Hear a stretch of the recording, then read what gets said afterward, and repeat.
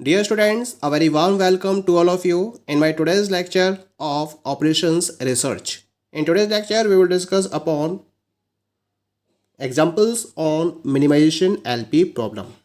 यानी कि आज के लेक्चर में हम ग्राफिकल मेथड के रिलेशन में मिनिमाइजेशन एलपी प्रॉब्लम को किस तरह से सॉल्व किया जाएगा इसको डिस्कस करेंगे। अब तक हमने मैक्सिमाइजेशन एलपी प्रॉब्लम्स के एग्जांपल्स को डिस्कस किया था।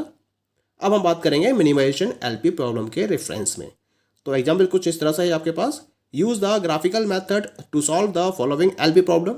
Minimise Z is equal to 3x1 plus 2x2 subject to constants दे रखे यहाँ पर आपको 5x1 plus x2 greater than equal to 10, x1 plus x2 greater than equal to 6 and x1 plus 4x2 is greater than equal to 12। और इसके साथ साथ condition दे रखी है x1 x2 is greater than equal to 0, क्योंकि यहाँ पर आपका जो ऑब्जेक्टिव फंक्शन है वो है मिनिमाइजेशन का। इसी वजह से हम इसको मिनिमाइजेशन एलपी प्रॉब्लम में कंसीडर करते हैं।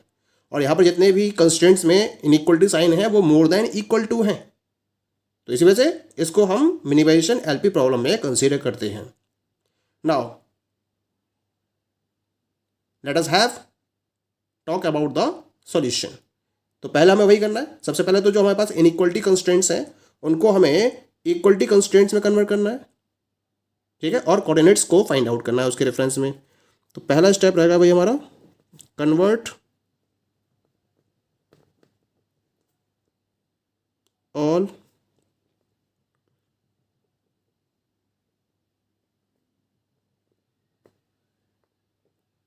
Inequality constraints into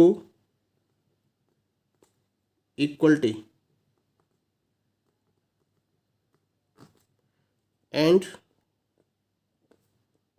find coordinates।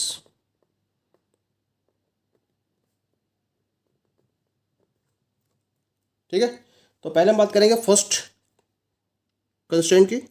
तो पहला कंस्ट्रेंट आपको दे रखा है that is 5x1 plus x2 is equal to कितना हो गया, 10 के इक्वल हो गया।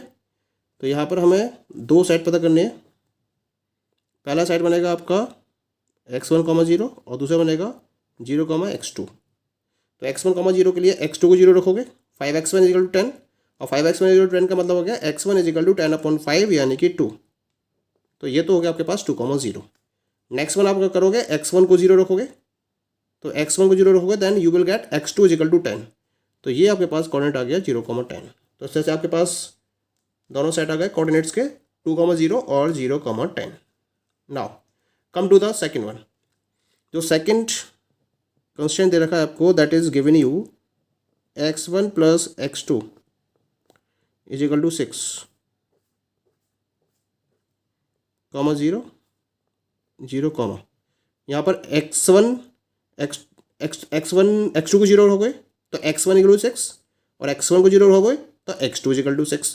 तो कोऑर्डिनेट्स मिल जाएंगे यहाँ पर 6, 0 और 0, 6। थर्ड की बात करते हैं। थर्ड कंस्टेंट आपके पास x1 plus 4x2 is equal to 12, 0, 0, तो यहाँ पर x2 को 0 रखेंगे, x1 इज इक्वल टू 12 आ जाएगा यहाँ पर। तो ये कोऑर्डिनेट हो जाएगा आपका 12, 0। यहाँ आप क्या करोगे, अब x1 को 0 रखोगे तो 4x2 इज इक्वल टू 12 और इसका मतलब x2 इक्वल हो जाएगा 12/4 यानी कि 3।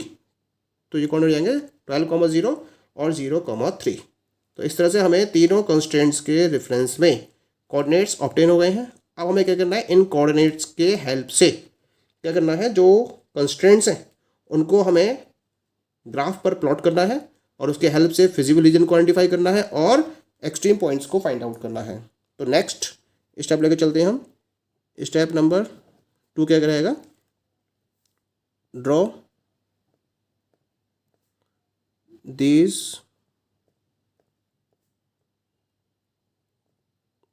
Constraints on graph and find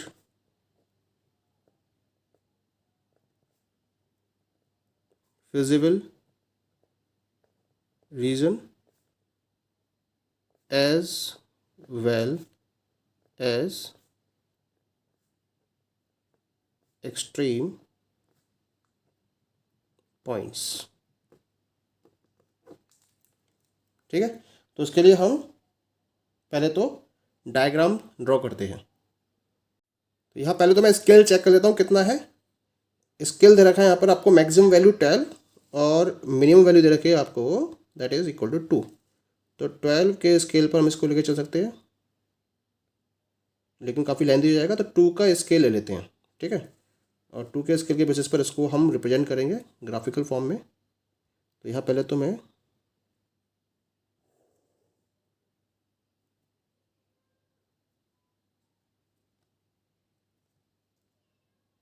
एक, दो, तीन, चार, पाँच, छः, सात, आठ, और ये हो गई आपकी एक्सेस x2। ठीक है, थोड़ा इसको आगे बढ़ा लेते हैं जिससे आपको क्लियरली ये दिखाई दे सके। यस, अब मुझे x1 एक्सेस को ड्रॉ करना है। ठीक है, तो x1 को यहाँ ड्रॉ कर देते हैं इसके करस्पॉन्डिंग।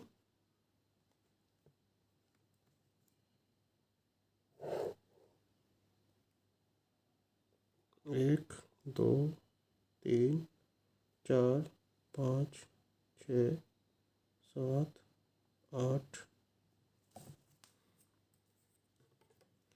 ये हो गया आपके पास x1।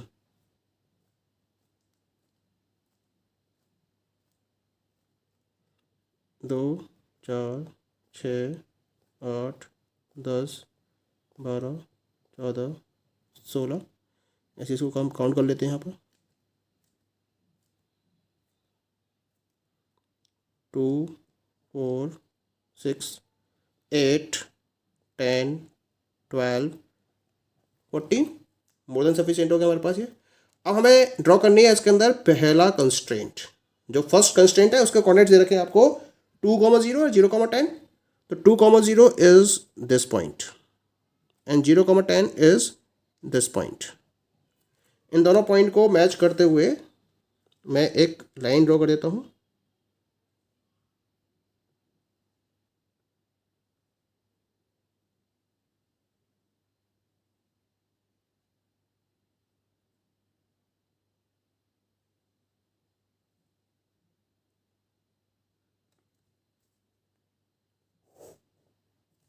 This is the first line.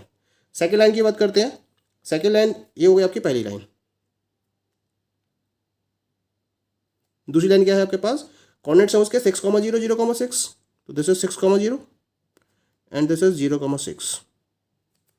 मैं इन दोनों पॉइंट को मैच करते हुए एक लाइन ड्रॉ कर देता हूँ। ठीक है, जाएगा आपके पास सेकेंड लाइन। थर्ड लाइन की बात करते हैं। 12, 0, 0, 3। This is 12, 0 and this is 0, 3। 2 और 4 के बिल्कुल बीच में आएगी ये। ठीक है, तो 2 और 4 के बीच में 0.5, यानी कि ये जो वैल्यू है ये रिप्रेजेंट करेगी 0, 3 को। दिस इज 0, 3 और इसको मैं दोनों पॉइंट को मैच कर देता हूँ। इनको मैच करते हुए मैं एक लाइन ड्रॉ कर देता हूँ यहाँ पर। तो ये आ गया के पास थर्ड लाइन। ठीक है, तो this is the third line. अब मुझे क्या करना है, यहाँ पर मुझे फिजिबल रीजन को आइडेंटिफाई करना है और फिर एक्सट्रीम पॉइंट्स को। फिजिबल रीजन कैसे मिलेगा, जितने भी कंस्ट्रेंट्स हैं उनका इनइक्वलिटी साइन है मोर देन इक्वल टू। तो मोर देन इक्वल टू का मतलब पहली लाइन की बात करते हैं, दिस लाइन, इससे बाहर वाला area more than equal to है ना। सेकेंड लाइन इससे बाहर वाला area more than equal to है। थर्ड लाइन इससे बाहर वाला एरिया। तो कुल मिला के जो बिल्कुल आउटर वाला पोर्शन होगा वही फिजिबल रीजन को डिफाइन करेगा, क्योंकि वो कॉमन होगा। तो इसको हम कुछ इस तरह से शो कर सकते हैं।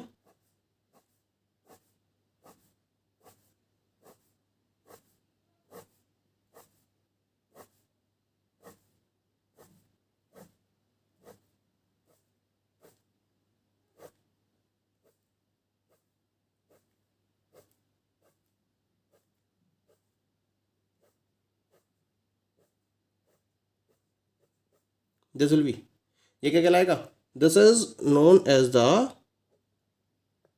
Feasible region. अब इस फिजिबल रीजन में हमें क्या करना है, एक्सट्रीम पॉइंट्स को सर्च करना है।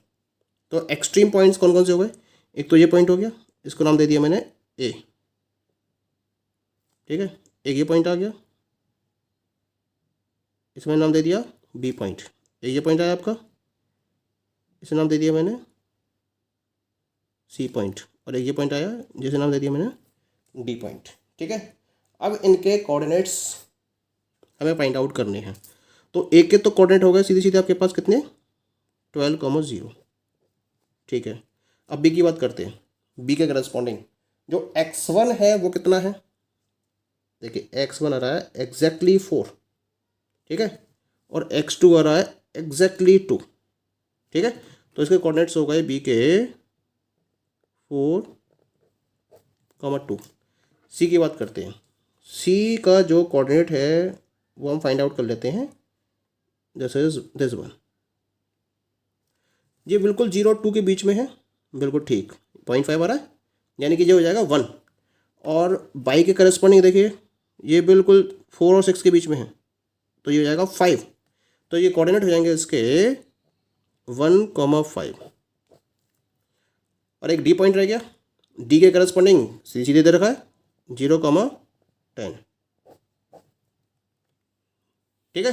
तो ये कुल मिलाकर के पास एक्सट्रीम पॉइंट आ गए। तो एक्सट्रीम पॉइंट्स क्या क्या है हमारे पास, इसको हम एक बार नोट कर लेते हैं। जो एक्सट्रीम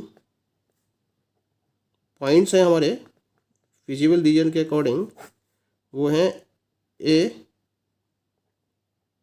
12,0, बी 4,2, सी 1,5, और डी दे रखा है आपको दैट इज इक्वल टू 0,10। तो इस तरह से आपके पास ये 4 एक्सट्रीम पॉइंट्स आ गए। ये चारों ही फिजिबल सॉल्यूशन को डिफाइन करते हैं, लेकिन हमें फाइंड आउट क्या करना है, ऑप्टिमल सॉल्यूशन। तो इसके लिए हम टेबल प्रिपेयर करेंगे और उसके बेसिस पर हम ऑप्टिमल सॉल्यूशन को फाइंड आउट करेंगे। तो यहाँ मैंने टेबल ड्रॉ कर रखी है, जहाँ एक तरफ एक्सट्रीम पॉइंट्स हैं हमारे A B C D, coordinates define करेंगे इसके, और इनके करस्पॉन्डिंग हम ऑब्जेक्टिव फंक्शनल वैल्यू को डिटरमाइन करेंगे। क्या दे रखा है आपके पास objective function, Z is equal to 3x1 plus 2x2। Coordinate क्या कहते हैं हमारे, ए का आया था 12,0, बी का आया था हमारे पास that is equal to 4,2,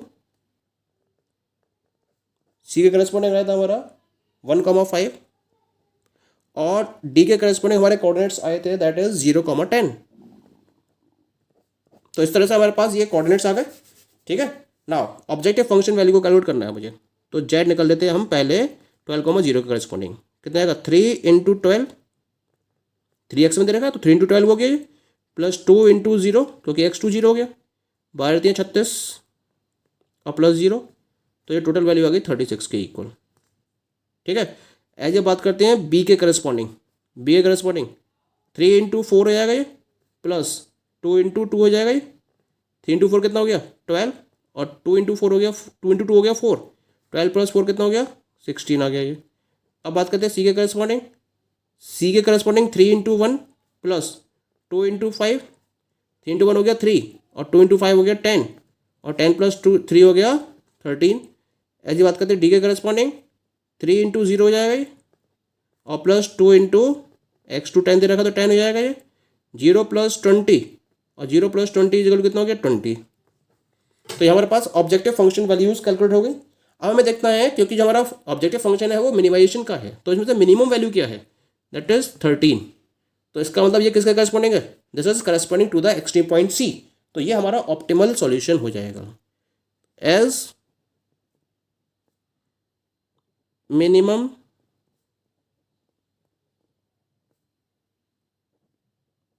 value of Z is equal to 13 is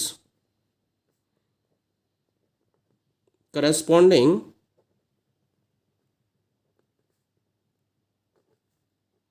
to extreme point C और क्या कोऑर्डिनेट है इसके 1,5. So optimal solution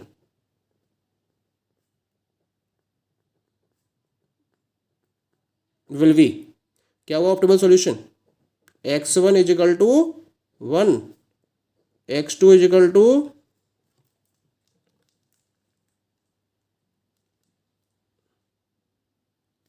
x2 is equal to 5 और यहाँ है आपका minimize Z and this minimize Z is equal to 13. तो इस तरीके से आपने दी हुई मिनिमाइजेशन एलपी प्रॉब्लम के ऑप्टिमल सॉल्यूशन को फाइंड आउट कर लिया है. Okay, thank you.